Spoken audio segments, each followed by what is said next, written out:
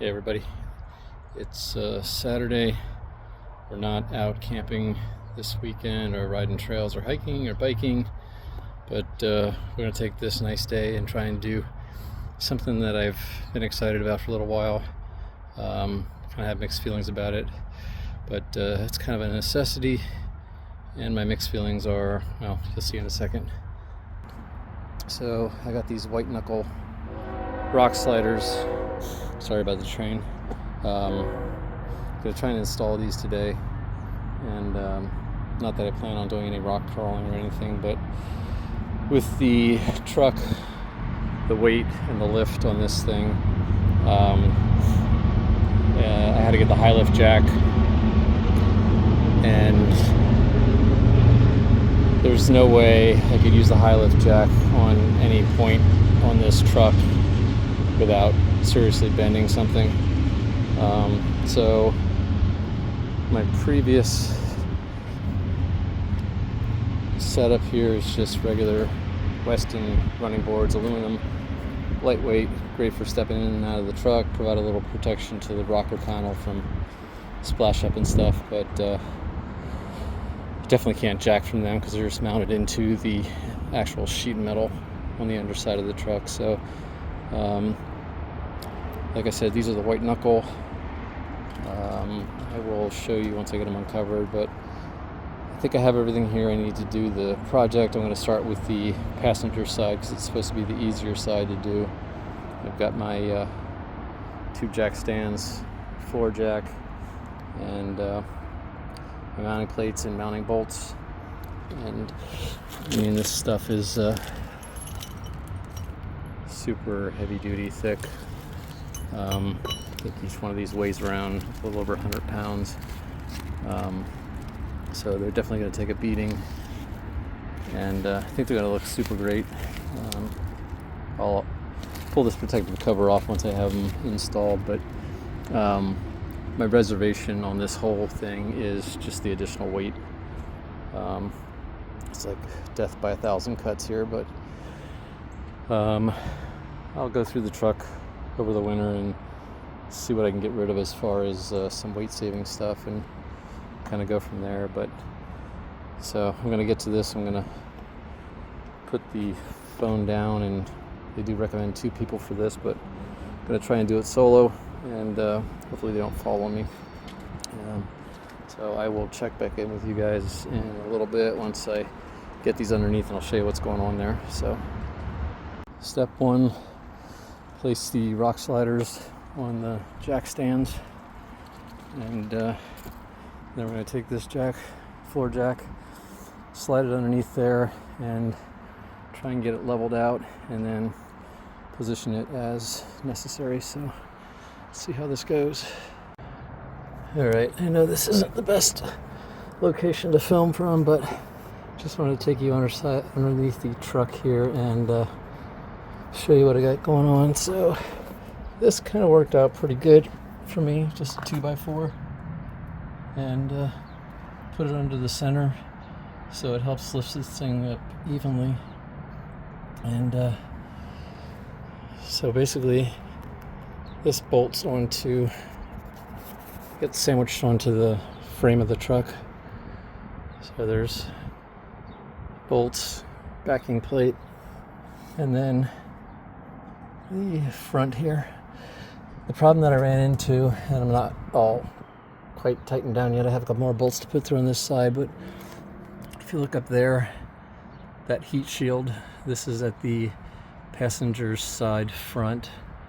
That heat shield makes it really difficult to get that top bolt in there, so it is just like a flexible aluminum. So if you take this metal bar, backing bar, and just kind of push it up a little bit, tap on it a little bit, it will deform enough that you can get that bolt through there. So it is super tight down in here to be able to wrench around, but I'll get it done. But that's what I've been finding works best, and I'm sorry about these camera angles. I do have my onboard air for the air shocks in the back, which I thought might be a problem, but it doesn't seem to be. There's that bracket that holds that onto the frame, so I was able to get around that okay. Driver's side is going to be a little bit more difficult because we have to deal with all of those fuel and brake lines running down there and be able to sandwich in between that gas tank and the frame rail. So I'm going to keep rolling on it. Alright, so we got the passenger side installed, and I think it looks pretty good. It is tight down here at the bottom, but I do have these aftermarket fender flares on to cover the wheels and the wheel spacers, which ended up pushing the stance out 2 inches each side. But so yeah, these are the sliders installed. Definitely heavy duty. They are definitely a lot higher and tighter than the old stepping boards or running boards or side boards, whatever you want to call them, from Weston. You can see they're really tight there. But yeah, this side wasn't too bad. A little bit of tight spacing to wrench in, but I think this is definitely going to give me a lot of protection for the rocker panel. And I do like having this step here at the back in order to get up and down, so definitely a plus there. Full protection all the way back, so worked out pretty good by myself with the floor jack stands. So now I'm going to go over to the other side, which I believe is going to be a little bit more difficult, and then hopefully I can get that done and still have enough time to wash this filthy truck and get it looking good again. So check back with you in a little bit.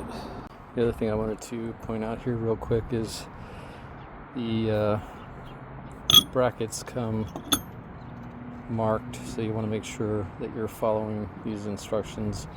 When I did the passenger side, I accidentally switched the third and the rear, and then I realized it before I got it tightened down, and you can see there's difference in the length here. And also they do label these 2 specific bolts for the top front and top second front, so just make sure you follow that and shouldn't have too many problems.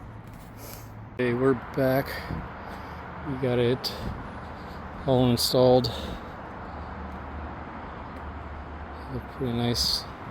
We didn't have enough time to wash the truck, but yeah, these are really nice.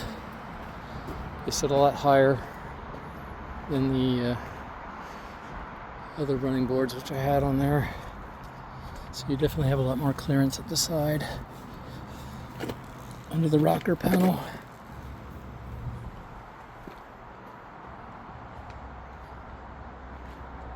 So it's all cleaned up, shined up. Not perfect, we got to fix that. We're going to pull that dent out and wrap the tailgate in an upcoming video. But I've had this truck ceramic coated twice, shortly after I got it when it was new, and then about 3 years later, and it really helps keep the paint nice. So let me know what you guys think. This side was a little bit harder to install because we had to mess around with the brake lines and the fuel lines, and had some really hard wrenching areas to get into. But overall it took me about 2 hours to get them installed, and it went okay with just myself. Didn't really have too many problems, so just have 2 jack stands and a floor jack, and just kind of work your way along and you should be fine. Let me know if you have any comments, questions.